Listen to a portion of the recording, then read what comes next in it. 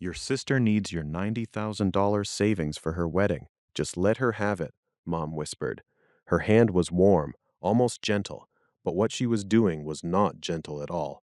I had been awake for maybe 3 minutes, 3 days in a coma after a car crash, and the first thing I saw clearly was my mother leaning over my hospital bed, pressing my limp thumb against the scanner of my own phone.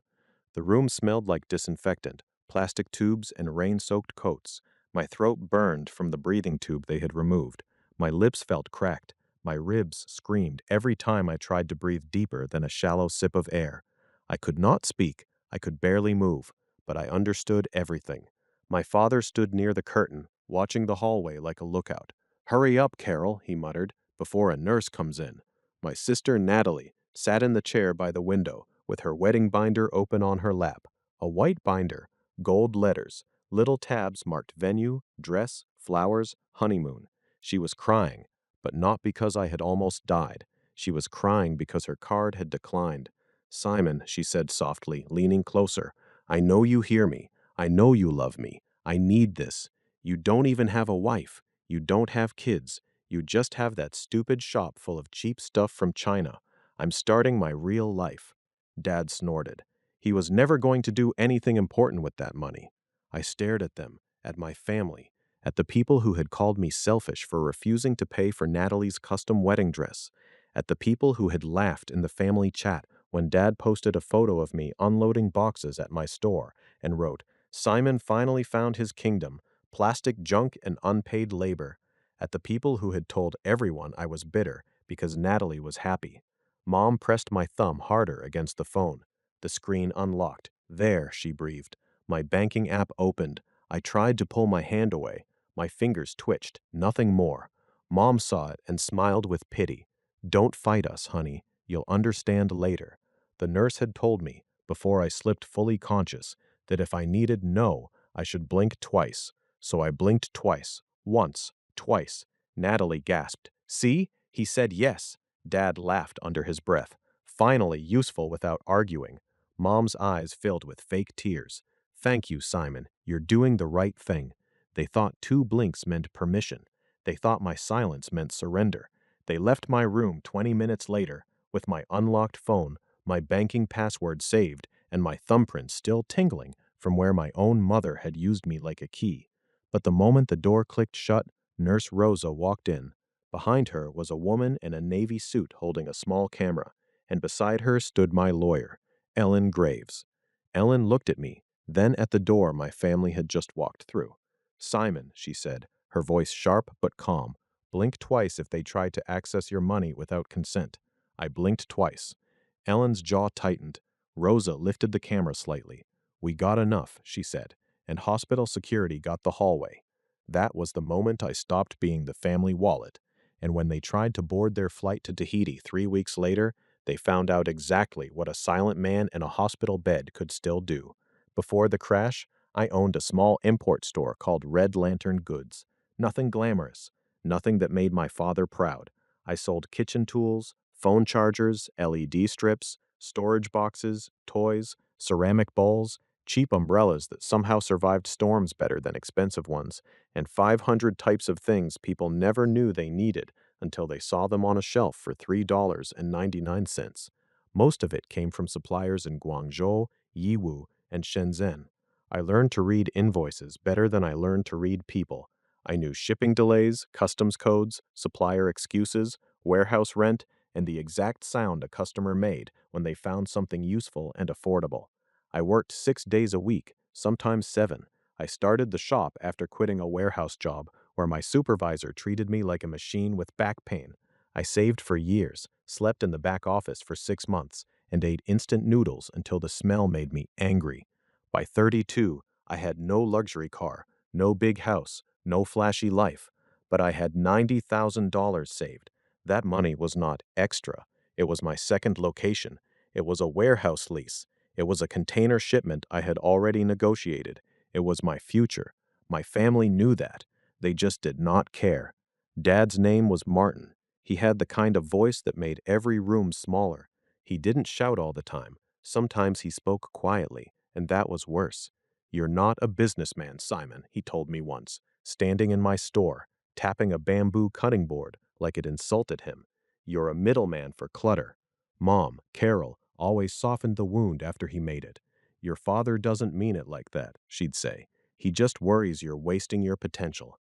Natalie never softened anything. She decorated it. She would walk into my shop, pick up a mug, and say, "Is this one of those lead poisoning things from China?"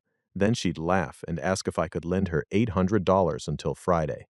Friday never came. For years, I helped them.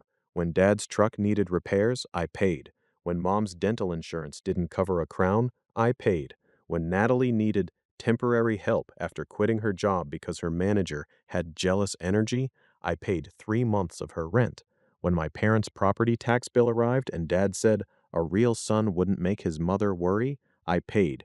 Nobody said thank you like they meant it. They said things like, "We knew you'd come through," or, "See, family works when everyone does their part." My part was money. Their part was taking it.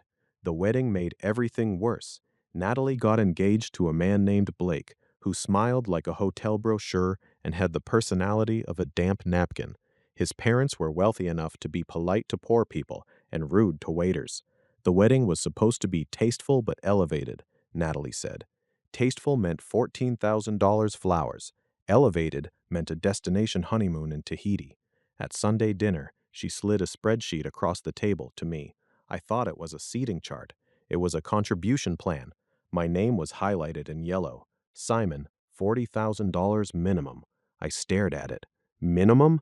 Natalie smiled. Well, you're my brother. Dad didn't look up from carving the chicken. Don't embarrass us in front of Blake's family. Mom touched my wrist. Your sister only gets married once. I said no. Not loudly, not cruelly, just no. The table froze. Natalie's face changed first. The softness vanished. You have the money. For my store. You sell plastic baskets. I built that place. Dad dropped the knife onto the plate. You built a flea market with fluorescent lights. Mom whispered my name like I had cursed in church. I left before dessert. The next morning, Natalie posted on Facebook, "Some people have money but no heart. Grateful for the family who actually supports love." She did not name me. She didn't have to. Then the family chat started. A cousin sent a gif of a dragon sitting on gold. Dad replied, "That's Simon, hoarding coins in his Chinese junk cave." People laughed. Mom wrote nothing.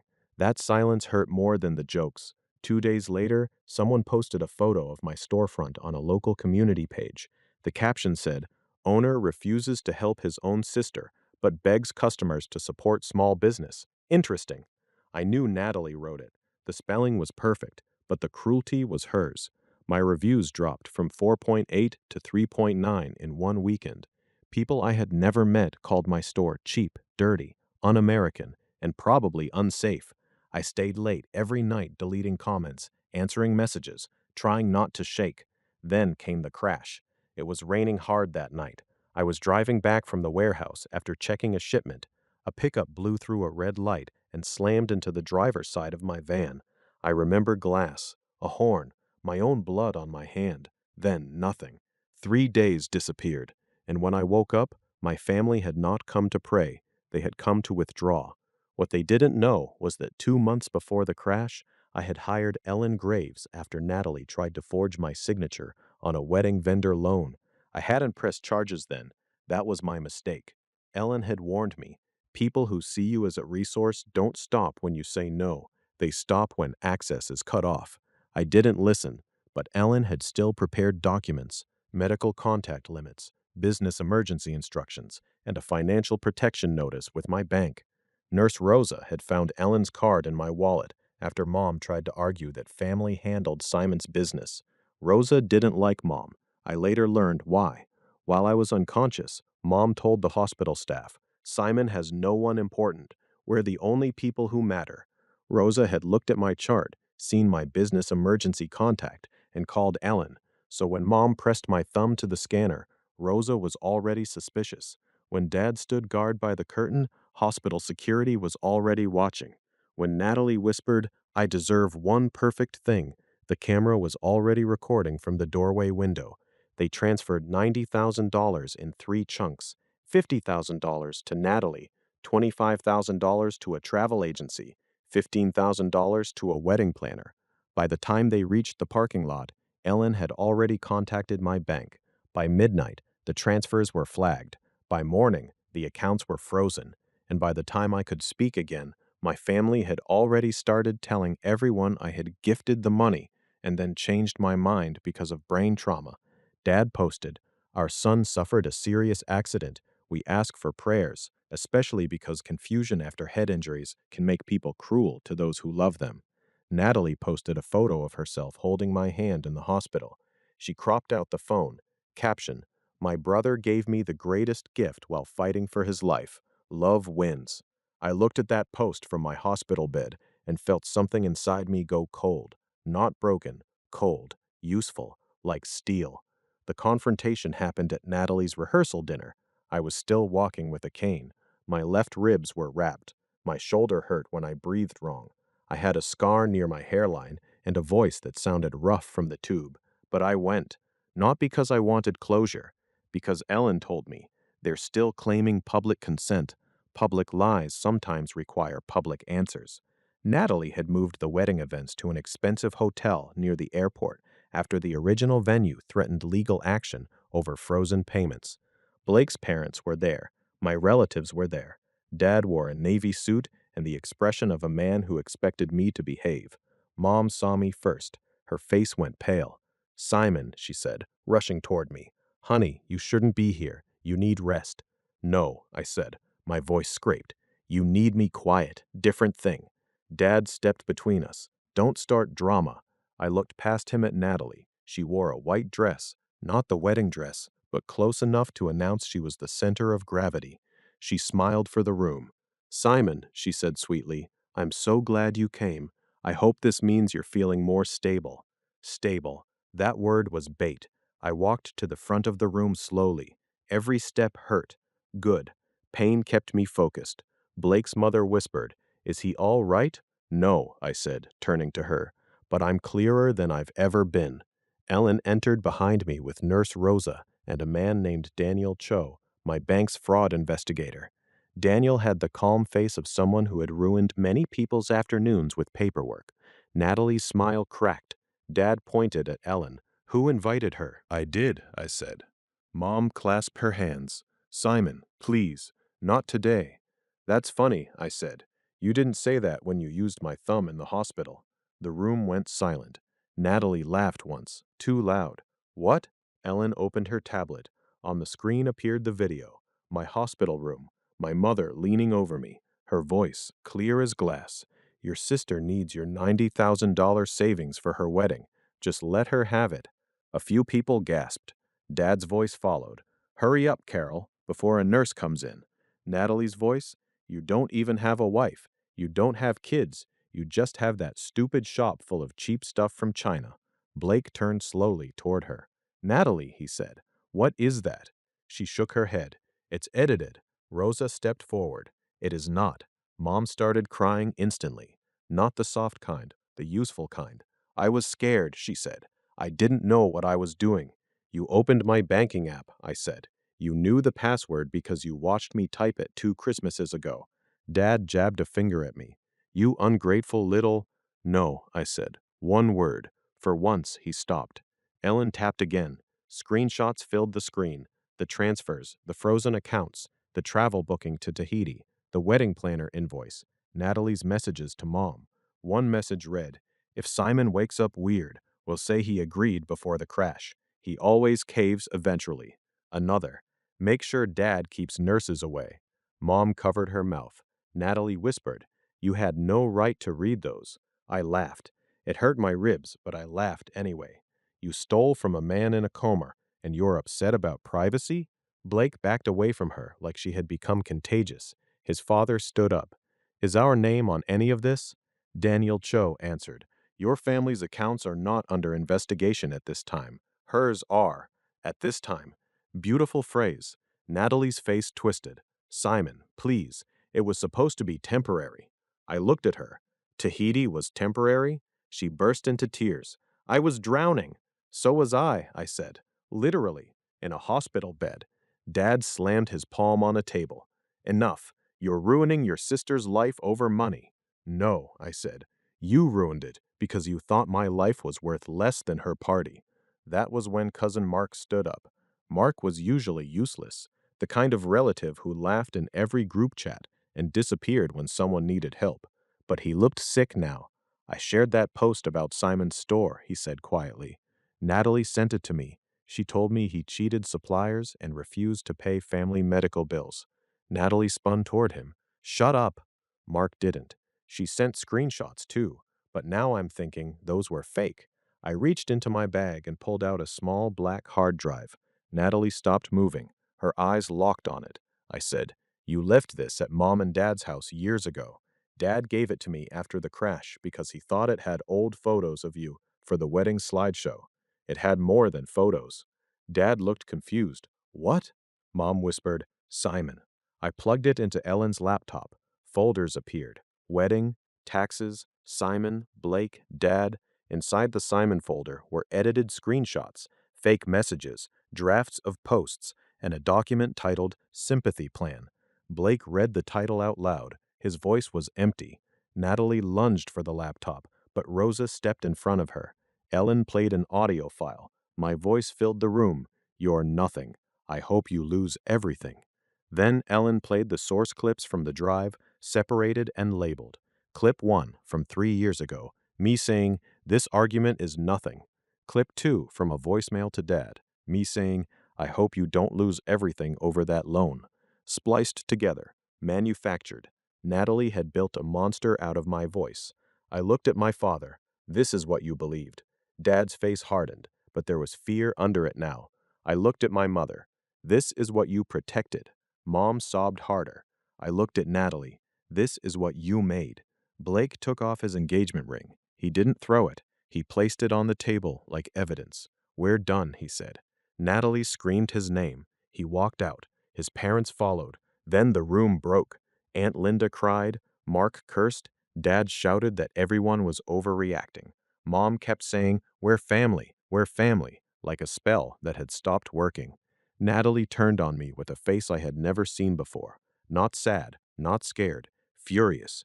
"You think you won?" she hissed. "You'll still be alone. You'll always be alone with your little shop." I leaned on my cane and looked at her. "I'd rather be alone in a shop I built than loved by people who need me unconscious to touch my money." Then I faced the room. "I am pressing charges. I am suing for damages. I am cutting contact with my parents and my sister permanently. Do not call me for explanations. Do not ask me to forgive them. Do not tell me blood matters. Blood almost made me a fingerprint on a stolen transfer." Dad stepped toward me. Rosa moved first, then hotel security. Then Ellen said, "Martin, I would stop." He stopped. I walked out before anyone could ask me to stay. Outside, the night air felt cold and clean. For the first time since the crash, I breathed deeply. It hurt, but it was mine. The airport incident happened the next morning. Natalie and Mom tried to board the flight to Tahiti anyway. I still don't know if that was arrogance or denial. Maybe both. Dad went with them, not because he wanted the honeymoon, but because he thought yelling at someone in person would fix what documents had already destroyed. Their tickets had been bought with funds linked to the flagged transfer. Ellen had notified the travel agency. The bank had notified fraud prevention. The airline had been instructed not to allow boarding until the payment issue was resolved. So there they were at the international check-in counter. 3 suitcases, 2 sun hats, 1 ruined wedding, and a father who believed volume was a legal strategy. The airline agent scanned the passports. Then she looked at her screen. Then she made the careful face employees make when trouble has arrived wearing perfume. "I'm sorry," she said. "These tickets have been suspended, pending payment verification." Natalie snapped, "That's impossible." Dad leaned over the counter. "Do you know who I am?" The agent did not. A security officer arrived, then another. Then Daniel Cho appeared with 2 police officers. I wasn't there, but I saw the video later. Not from a gossip page, from airport security through Ellen. Natalie crying that it was her honeymoon. Mom saying, "My son gave permission." Dad shouting, "He blinked yes." That line made it into the police report. He blinked yes. I sat in Ellen's office 3 days later, and read it until I laughed so hard my ribs punished me. The criminal case moved slowly, as real life does. No dramatic prison sentence overnight. No perfect justice wrapped in music. But the civil freeze held. My money returned. The wedding collapsed. Blake's family sent me one short letter through their attorney. We were unaware. We regret your injury and exploitation. We will cooperate if needed. Natalie posted one final public statement. My mentally unstable brother has chosen revenge over family. I hope someday he heals. So I healed publicly. Not with tears, with receipts. I posted a video from my store. I stood between shelves of bamboo steamers, phone cables, ceramic bowls, lanterns, and the cheap Chinese junk that had paid my rent, my taxes, my employees, and half my family's emergencies. My face was still bruised. My voice was still rough. I said, "My name is Simon Vale. I own Red Lantern Goods. Recently, while I was recovering from a coma after a car crash, members of my family used my biometric access to attempt to transfer $90,000 from my savings. Those savings were meant to expand this store. They told people I agreed. I did not. Then I showed the blurred documents, the hospital clip with legal clearance, the bank freeze, the edited audio, the fake posts, the family chat where Dad wrote, 'Simon finally found his kingdom, plastic junk and unpaid labor.' Then I turned the camera toward my shop. This place is not a joke to me. It is not junk. It is work. It is risk. It is early mornings, late nights, customs delays, broken boxes, angry customers, loyal customers, and every dollar I didn't spend because I was building something. I am not ashamed of it anymore." The video reached more people than I expected. Customers came in just to shake my hand. A local reporter asked for an interview. A Chinese supplier I had worked with for years sent me a message. "Brother Simon, we give you better price next shipment. Family should support, not steal." That one made me cry in the stockroom. Not dramatically, just quietly between boxes of stainless steel lunch containers. The second location opened 4 months later. I named it Red Lantern Market. Bigger aisles, better lighting, a small tea section, a wall of imported ceramics that Natalie would have called tacky and customers called beautiful. I hired 2 new employees and promoted my assistant manager, Priya, to run the first store. I also changed every password, every lock, every emergency contact, and every part of me that believed kindness required access. My parents tried to reach me. Mom sent letters. The first one said, "I made mistakes because I was afraid for your sister." The second said, "A mother should not have to beg her son." The third included a photo of me as a baby. I returned them unopened after that. Dad left voicemails from blocked numbers. At first, rage, then threats, then a strange attempt at pride. "I always knew you had business sense," he said once. "You got that from me." I deleted it. Natalie sent one email from a new address. Subject, "You destroyed me. Body, I hope the money keeps you warm." I replied with one sentence. "It bought a warehouse heater." Then I blocked her too. Some relatives apologized. Most apologized badly. I didn't know the whole story. I was just reacting. Natalie made it seem different. I hope we can move forward. Move forward usually means, please stop making us feel guilty. I didn't answer most of them. Mark came to the store once. He bought a rice cooker and stood awkwardly near the register. "I'm sorry," he said, "for laughing." I believed him. That didn't mean he got invited back into my life. "Thank you," I said. "Your total is $42.80. He nodded like he understood. Maybe he did. Maybe that was enough. A year after the crash, I went back to the hospital. Not as a patient. Red Lantern Market donated 200 care kits for long-term recovery patients. Socks, phone chargers, notebooks, lip balm, small thermoses, puzzle books, and soft blankets. Nurse Rosa met me in the lobby. She hugged me carefully, still remembering my ribs even though they had healed. "You look better," she said. "I am better." She smiled. "And your family?" I looked at the boxes being unloaded behind me. "They're not my emergency contact." That made her laugh. Ellen came too. She pretended it was because she wanted to review the donation paperwork, but I knew she wanted to see me walk into that building without fear. I did. My legs didn't shake. My thumb didn't feel like a key anymore. That sounds small unless you have been used that way. For a long time, I thought love meant being available, available to help, available to forgive, available to understand why people hurt me, available to pay, drive, fix, rescue, explain, swallow, smile. I was not perfect. I had trained them too. Every time I said yes while burning with resentment, I taught them the door still opened. Every time I gave money instead of telling the truth, I helped build the cage I later hated. But I did not deserve what they did. That distinction saved me. I was responsible for my boundaries. I was not responsible for their theft. I was responsible for my silence. I was not responsible for their lies. I was responsible for my healing.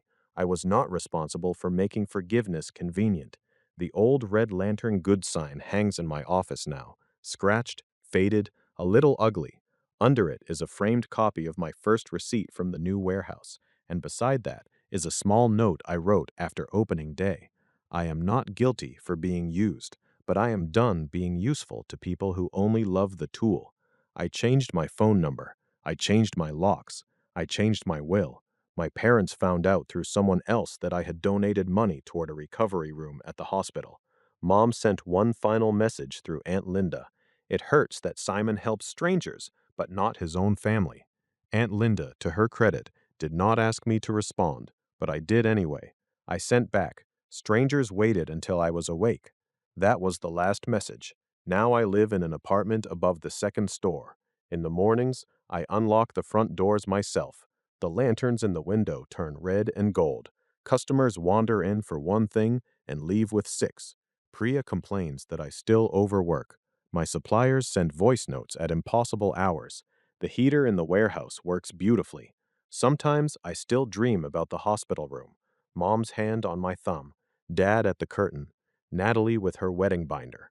In the dream, I still can't speak, but I always blink twice, and this time, everyone knows what it means.